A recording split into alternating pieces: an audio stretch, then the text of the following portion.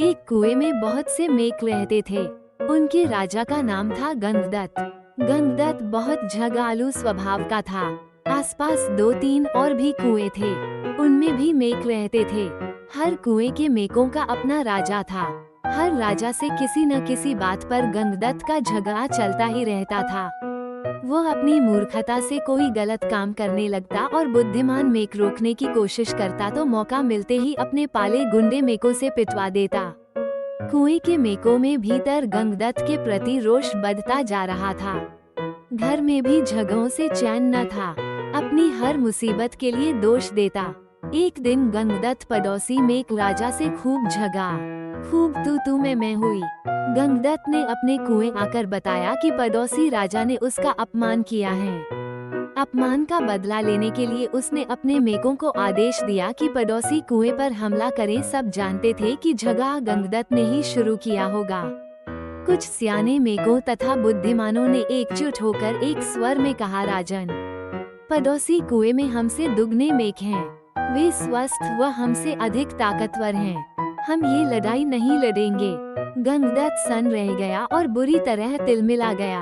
मन ही मन में उसने ठान ली कि इन गद्दारों को भी सबक सिखाना होगा। गंगदत्त ने अपने बेटों को बुलाकर भड़काया, बेटा, पड़ोसी राजा ने तुम्हारे पिताश्री का घोर अपमान किया है। जाओ, पड़ोसी राजा के बेटों की ऐसी पिटाई करो कि वे पानी मांगने लग जाएं। गंगदत्त के बेटे एक दूसरे का मुंह देखने लगे। आखिर बड़े बेटे ने कहा, पिताश्री, आपने कभी हमें टर्राने की इजाजत नहीं दी। टर्राने से ही मेकों में बल आता है, हौसला आता है और जोश आता है। आप ही बताइए कि बिना हौसले और जोश के हम किसी की क्या पिटाई कर पाएंगे।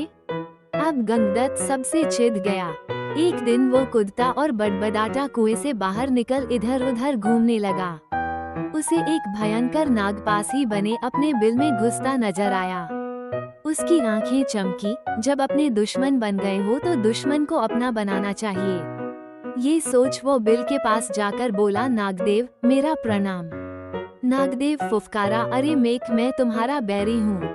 तुम्हें खा जाता हूँ और तू मेरे बिल के आगे आकर मुझे आवाज दे रहा है।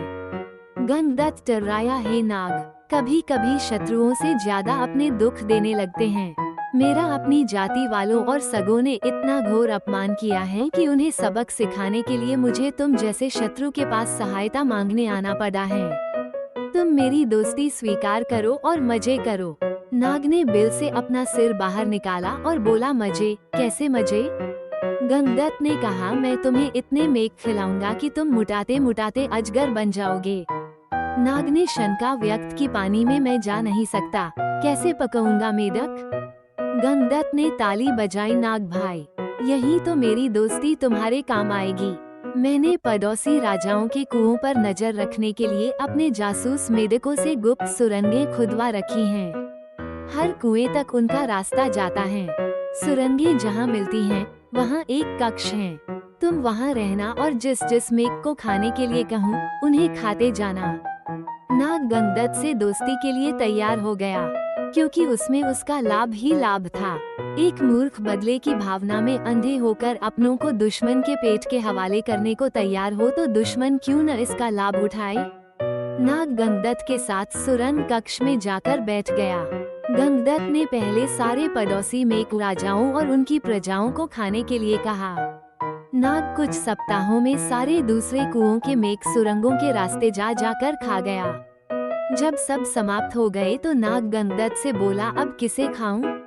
जल्दी बता, 24 घंटे पेट फुल रखने की आदत पड़ गई है। गंगदत्त ने कहा, अब मेरे कुएं के सभी सियानों और बुद्धिमान मेकों को खाओ। वो खाए जा चुके तो प्रजा की बारी आई। गंगदत्त ने सोचा, प्रजा की ऐसी तैसी हर समय कुछ न कुछ शिकायत करती रहती हैं। उनको खाने के बाद नाग ने खाना मांगा तो गंगदत्त बोला, नागमित्र, अब केवल मेरा कुनबा और मेरे मित्र बचे हैं। खेल खत्म और मेक हजम। नाग ने फन फैलाया और फुफकारने लगा, मेक, मैं अब कहीं नहीं जाने का। तू अब खाने का इंतजाम कर वरना हिस। गंगदत्त की बोलती बंद हो गई।